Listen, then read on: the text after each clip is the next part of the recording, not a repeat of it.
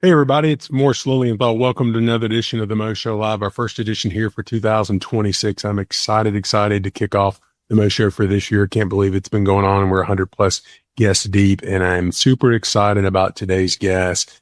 And I'm excited because Ann Moeller is a local artist here in Huntsville, raised here in Madison area.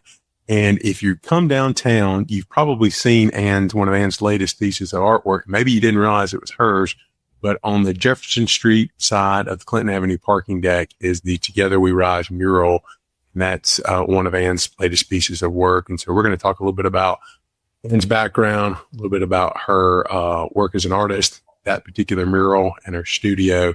And so, again, as I said, Ann's a native of Madison, Alabama. She's a graduate of UAH with a degree BA in Fine Arts. She holds a master's in art from Alabama A&M. So she's hit all the big universities here in Huntsville. And she's an award-winning artist, receiving many awards, including the Bold Brush Award.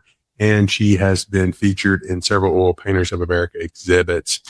She, along with several co-founders, have founded the Protege Atelier, and I know I'm butchering that, and I'm sorry, where she paints, teaches, and assists others in bringing master art workshops to Huntsville. So she's not only painting and doing a lot of in our community murals and paints in her studio, but she's also working to bring a lot of things here in the arts community to Huntsville, which is fantastic. And she loves cats. And Ann, how are you doing today? I'm doing excellent. And Rory's doing good too. Yes, if you're listening to the podcast and not watching the video version, Ann's cat just made it a guest appearance right to start off everything. So that's awesome. So folks, if you are watching the live version here on Facebook, Twitter, or LinkedIn, I've got access to any questions or comments, and we'll bring those up and do. If you're watching like a lot of people do on the replay and you've got questions about Ann's studio or any of the artwork that we may touch on today, just put it in the comments and I'll get back to you. And if it's not something I can answer, I'll get with Ann and we'll try to get you some feedback on it and do.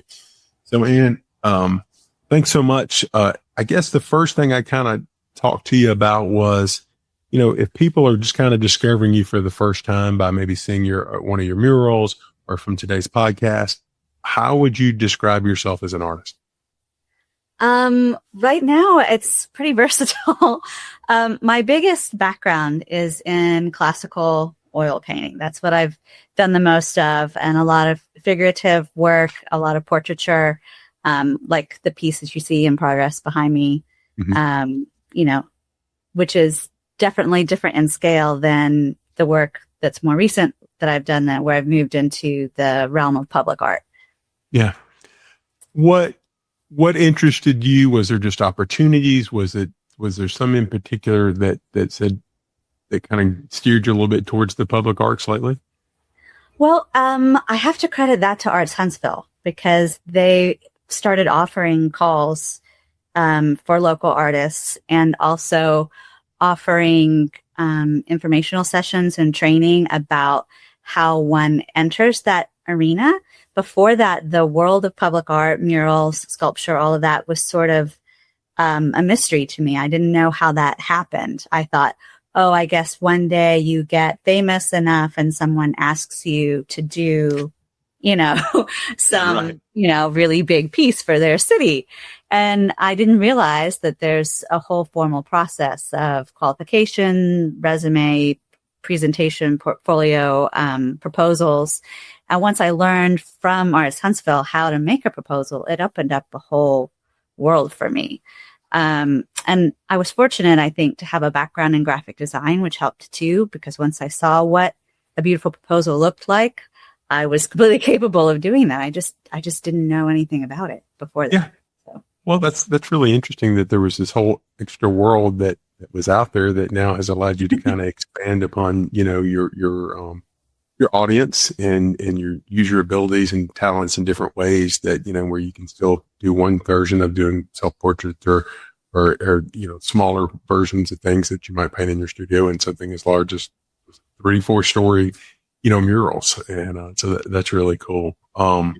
So you said you kind of initially focused on oil painting. Can you, for a novice like myself and for others that may be in that same position, can you kind of give us how an oil painting is distinguished from other traditional types of painters and artists? Kind of break that down maybe in just a little chunk of which the main things you see from different artists. So the majority of my work, was smaller, right, and more geared towards a private collector. Oil painting is slow; it's done in layers. Paint brushes are a lot smaller than what I would use on a big building, which is closer to a house brush in a lot of cases, and rollers and things like that. So it's just, big surface, big brush, little surface, little brush. Yeah. And then it's just, oil paint is translucent. And so it lends itself to that slower process, slower drying, layering, things like that. But then once you have that classical training, in particular portraiture, gives you a level of drawing skill that can apply to just about anything. And then it's about sort of being strategic for what makes sense for an approach for what you're trying to do. So when you're coming up with something like this, like the portrait behind you, or even something as big as this mural we're going to talk about in more detail in a minute, what's the concept? Do you sketch it out? Or are you using some kind of design program to help you, some kind of CAD type program or something? Or how are you coming up with that before you actually start putting, paint to canvas or paint to brick wall? It all depends on what I'm making, what tools I use, but it generally involves the computer in some way or another. So for my oil paintings, I do a lot of my own photo references or work with a photographer and look at those images. But the image needs to be as great as I can get it before I start to paint. And then I'll, do studies or edit or combine things together to get to where I'm really happy with, what I know I want to paint. For Together We Rise, that was done in Photoshop and Illustrator, a lot of pre-editing on the computer, again, harkening back to my graphic design degree from UAH, and, work at A&M as well. All of that applies. And then I've also done some sculpture things. I would say my skills in CAD are a lot weaker because that's a little, once you start moving to the 3D realm, I haven't had as much training in sculpture, although I'm moving into that arena as well. But my first 3D sculpture proposal, I worked on some of it in Tinkercad, and then which is like a child's 3D software, and then applied some skins and things through my skills with Adobe Photoshop and some of the Adobe Suite softwares. So it's, you figure out how to do what you need to do. I've played in 3D printing. I did a 3D rendering and worked with another 3D artist to help me accomplish what I needed to do for a proposal for a kinetic piece in Avondale, Arizona. And then that, goes to engineers, and it becomes a whole collaborative process. But that was 16 feet tall and moves all kinds of crazy things I've gotten into. So, well, I've got to think with, technology and, things are so fast changing now with computers and design programs and now with AI and everything else.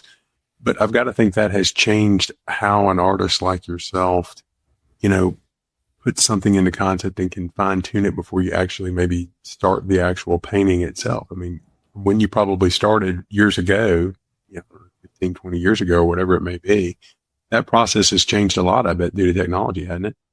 It has. Nothing replaces for painting, a hand color study, but I will adjust things on the computer a lot. But all that being said, I've been in Photoshop for 20 years, so I'm lucky that software has stuck around. So I've always had some jumping off point. I've kept my hands in the computer, and so it makes the figuring it out on the fly a little more plausible. But YouTube, if I need to figure out a software and I'm stuck, I will Google it and watch YouTube and just piecemeal. Well, good. I don't feel alone in that regard then.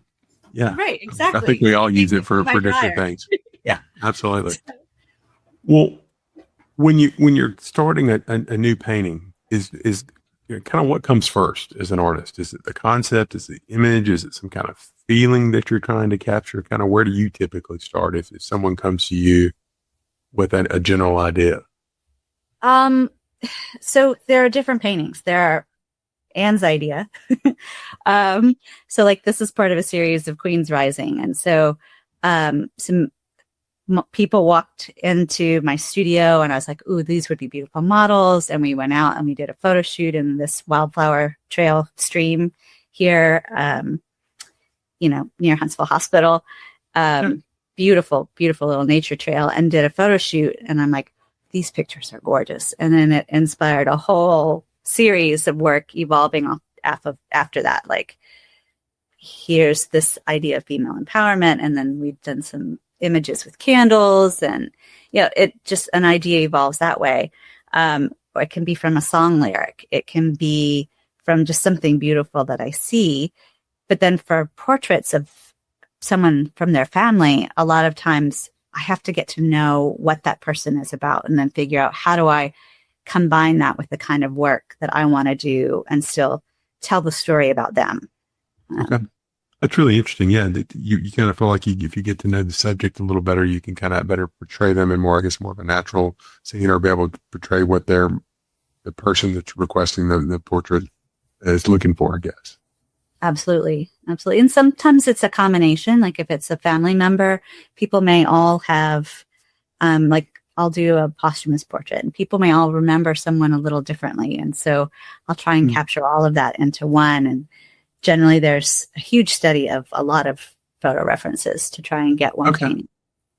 Well, that's really cool. And like how creative you have to be to do that. Well, I want to take a few minutes here and kind of talk a little bit about the Together We Rise mural. And I think for our audience, it might be helpful if I can pull this off and share my screen here to pull the mural up for us to take a look at and dig. Let's see if we can pull that up. The internet's been a little slow. Look at that, actually fast. Yay. So for folks that if you're downtown Huntsville, this is what we would call the Clinton Avenue parking garage that historically over the last several years has changed and now has retail space and some restaurant and coffee shop, Honest Coffee, and now this beautiful mural on one side, and this is the Jefferson Street, right across from the Jefferson Street hotel there. And so I guess the first thing I'd ask, Ann, is kind of how did this project come about and what excited you about the project? So this was a call from Arts Huntsville, where they were collaborating with the Junior League of Huntsville, and they wanted something to commemorate the 75th anniversary of Junior League of Huntsville, and something that told the story of what they've brought to the community. And they did a call for qualifications, and then two other artist teams and I submitted our proposals, and then the Junior League selected which one they thought best encompassed what they wanted for the mural. And it was designed to be a sister mural to the Yes We Can mural that's on the other side of the building. And so when you're, I guess, putting in this proposal to submit to be the artist that puts this together, in this particular case, did the Junior League of Huntsville say these are the concepts that we're looking for, or we're wanting to highlight? I know I'm doing some research that, for example, if we scroll in, and correct me if I'm wrong here, but we see that the children and maybe a teacher or somebody there are standing on a stairway of books. And I know that one of the big things for the Junior League is literacy. And so was that something they would have shared with you and you came up with this concept? Yes. So they didn't say put books in. They didn't say make a staircase of books, but they did tell me about the values of the Junior League and kind of what they might want the mural to tell about them. And then it's up to me to figure out how I want to represent that individual concept in a way that, that they like, that I think will be beautiful and pleasing, that, it also goes through a committee at Arts Huntsville. And then, had to make a design that fit that vertical space. Right. How do I tell this story in this direction?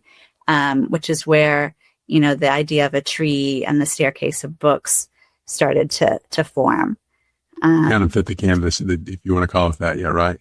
Absolutely. So if we want to go through, I can kind of tell you just tell me where to start, and I'll whole story that it's telling.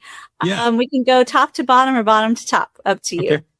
What's easy? Start at the top, and I'll just kind of scroll in a little bit there. Okay. So at the top, we have butterflies, and the Junior League does this beautiful project called the Butterfly Project, where senior girls in need can get a prom dress, but then also apply for scholarships to college. And so that's what the butterflies are representing there. Oh, awesome. Yeah. And then as we scroll down, we have apples for education. And then you can tell, in the tree there, we've got apple blossoms, but then also a graduate going to an open door, again, referencing that scholarship program from the Butterfly Project. That's opening a door for that student. Yes, absolutely.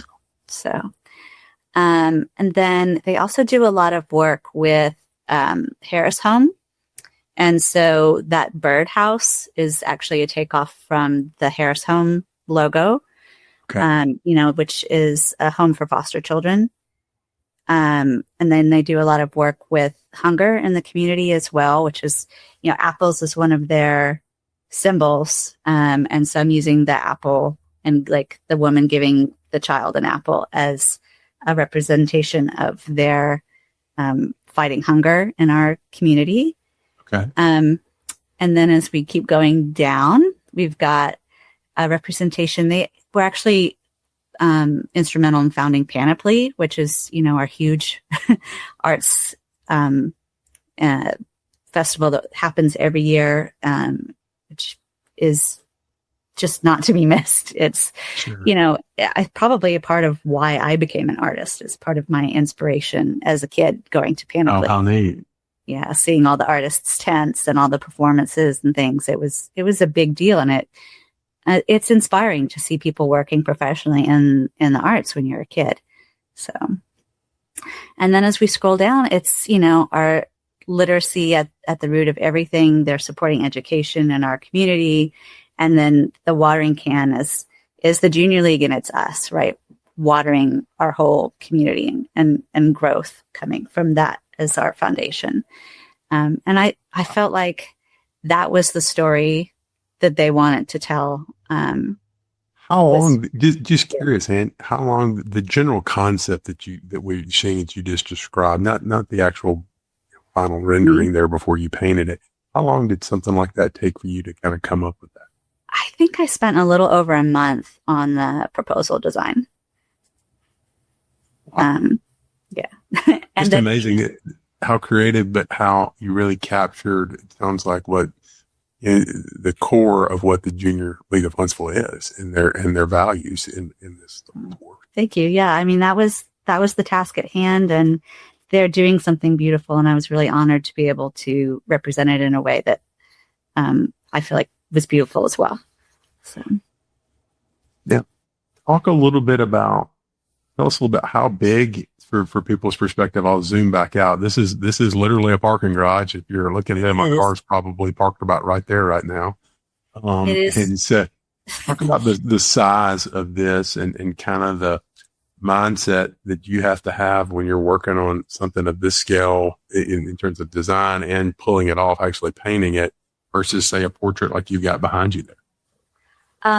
Well, it's the biggest thing I've ever done, and it is 60 feet tall, 16 and a half feet wide. I was fortunate Arts Huntsville and Junior League was able to help me out with the logistics of getting, some street closure when I needed it. I had barricades, and then we sourced a all-terrain scissor lift that would go that high. And when you go that high, if the ground's not level, you have to have outriggers and big wheels. And I got to drive out every morning, close the street, move that all-terrain scissor lift from the parking spot and park it in front of where I needed I to walked work. around you every morning. I saw it every day. I think I remember you. Yeah. I told you a couple of times how how enamored I was and how beautiful I thought it was. But yeah, so you got not only are you, this was a new project and something new on the scale, but now you have your certification as a scissor lift driver. Absolutely. And like a lot more practice. I had done the scissor lift before, but not that big. And certainly not with a bunch of traffic barricades and things. So talk to everybody, because I saw this. Like, I literally, this is the door that I come out of every day, and I park up there and walk up a block up to our office here. It seems like I saw there were just some marked off and marked it off and done before you kind of do. Walk us through kind of how you're painting this in scale on this type of a project. So the mural that I did before this, I did on the side of Honest Coffee out in Madison, and it was only 2 stories. And I did what a lot of artists do, which is to use a projector, which I had to balance across the street on a ladder and use scissor lift at night. And then once you start tracing, you can't stop because you don't want to risk like it not lining up again. And I didn't love using a projector. So what I did for this was I combined something a lot of artists did traditionally, and then with some new technology. So a lot of artists will blow up a design using a grid. So you'll break it into squares and draw one square at a time and look at that image. And I did that, but then I broke up that image and loaded into virtual reality goggles, which allowed me to trace my design on one square at a time, but during the daytime. And I thought that was really cool. Downside was that the scissor lift sways a little bit, and when you're in virtual reality, that can make the world a little wavy for a while when you come out of the goggles. So I don't want to interrupt you, but so do you, and I don't remember seeing this. So were you having like some of these VR, like, are these the bigger goggles like you see the kids using? Yeah, like the kids go in and they play. Yeah, like the boxing games or baseball games or whatever they're playing. Yep. Yep. And so you've got those, and are you able, how are you, because I know I've used that just a few times. My son had a pair of them. And so how are you doing that and then actually using that to actually physically trace or whatever you're doing on them? Because that seems to be, you're not really, I know when I've used it, I don't have any time, and I'm kind of hard to get my scale about where I'm at. Yeah. So there's a software that lets you, it like projects reality at the same time. Okay. As that, so you can play with the transparency of what you're the image you're looking at and what you're putting it on. And then you just kind of reach out and like, okay, I touch it. The depth is there. I know where I am. And because I'm on a scissor lift, I'm in a harness. So, and in my nice little box cage. So it's reasonably safe. But yeah. Did you practice that a little bit on some kind of canvas or something else before you got on the lift and started doing it? Yeah. I mean, I practiced how to set it up, but it was my first time really using the goggles for much. But the job called for it. It made it a lot easier. And more efficient. That's really cool. That way. Because it's so big, projecting it wouldn't have been a thing. So, and I could have hand drawn it out there, but I would have made more mistakes than if I had this tool helping me. So. Oh, that's really cool. And so tell everybody kind of how long from when day one, when you got on site and actually started, putting it up to when it was done.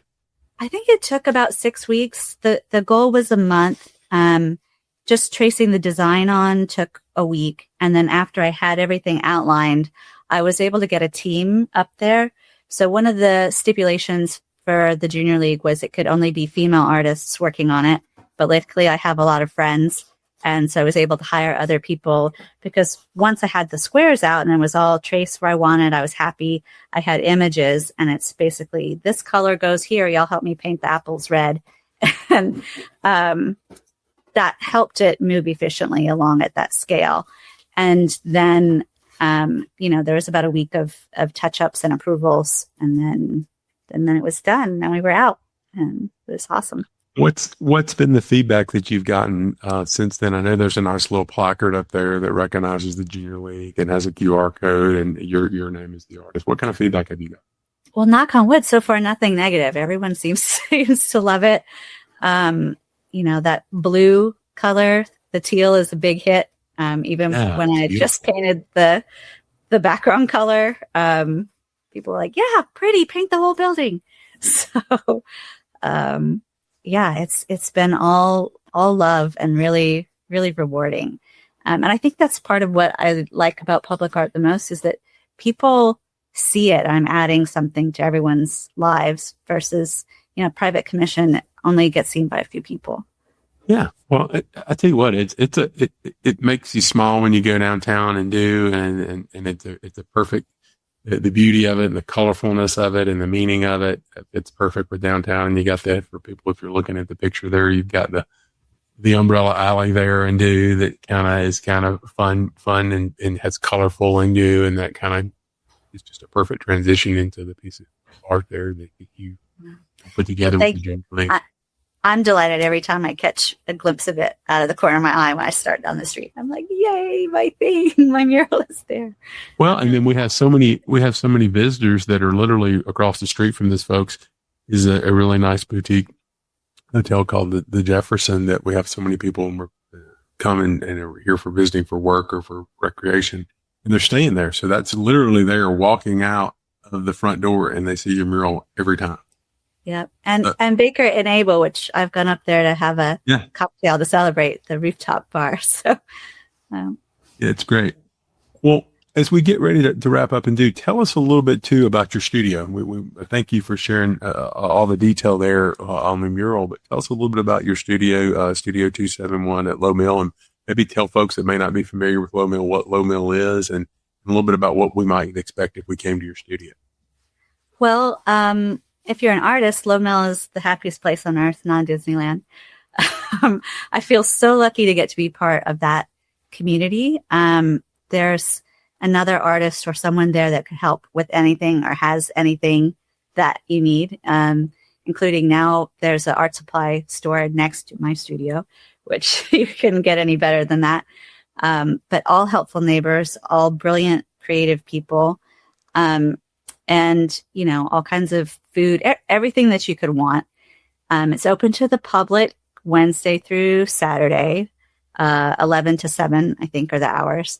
And so you can go see artists working and, making creative objects of all kind and get coffee and everything. Not in my studio, but all around there's, coffee shop, meadery, record store, pizza, everything. And it's just a real gem, in Huntsville.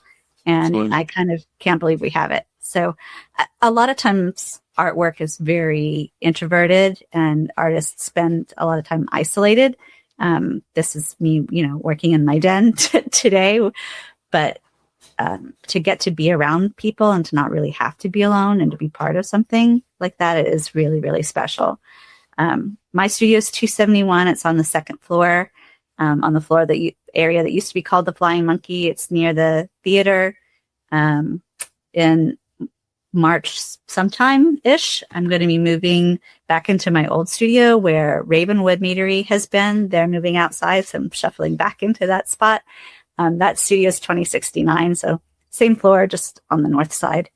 But it's tremendous, and if you haven't been, you have to check it out because there's everything there you could imagine. Absolutely. And as we get ready to wrap up, any upcoming projects, exhibits, or things you want to share with us, or you're excited about that you're working on? So my next public art piece is my first solo bronze sculpture. It is going into Mayfair Park.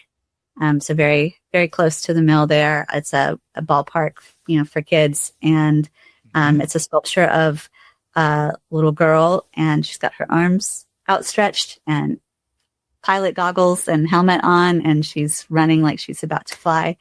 And right now it's just in the clay stage, but almost finished. And it should be unveiled towards the later part of spring, I would say. Well, we look forward to seeing that, and I'll definitely share that out for our audience when you start sharing that out on your platforms and do. And so, folks, if you want to learn more, and I guess is your website here, we've got Ann Moeller Studios, the best place to go and check out things there. Yes. And it has all of Ann's the information for her current studio location, and then you can see the new address when she moves. But again, it's in the same, generally the exact same location, just a little bit down. And then if somebody wanted to talk to you about commissioning a private piece, can they reach out to you through there and something like that to talk to you more about that, if that's something that you could help them with? They can. They have a way to contact me, via the website and email, and I've got Instagram, Facebook, all of those things as well. Easy to find. So we'll follow. Go to the website, folks, and if you want to reach out to Ann about any questions you've got or inspiration, and again, if you want to follow her to kind of see the new project that she's working on and any other upcoming projects. And then I noticed on your website too, you've got other, smaller pieces of art that you have that people can check out and purchase if they're inclined to do so. And thank you so much for kind of enlightening us on the, together we, Rise Mural and the inspiration and the process behind it is really neat and really interesting. And if you walked us through that, I really learned a lot about, I think, what the Junior League was looking for, a little bit about their history and their core values and what they have accomplished and the things that they're trying to do here in our community. And you really captured that. And so, and again, I smile, and it's a bright spot in my day when I go in and out of the parking garage to see that. So thank you for that. And thank you for your time today. Thank you. It's been lovely. Yeah. Thanks, everybody. Take care.